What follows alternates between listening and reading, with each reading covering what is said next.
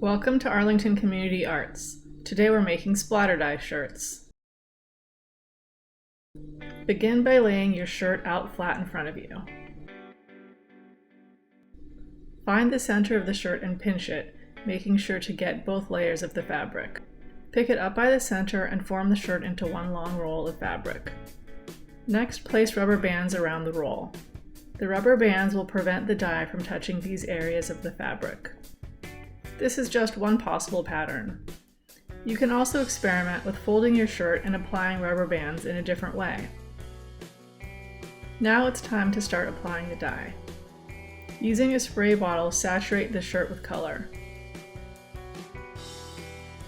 Use many colors to make your design exciting.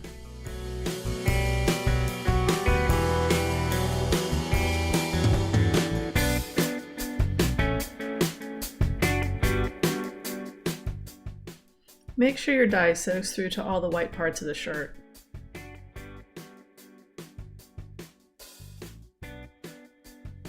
When you're done applying color, set your project aside to dry. Once your project is dry, you can remove the rubber bands.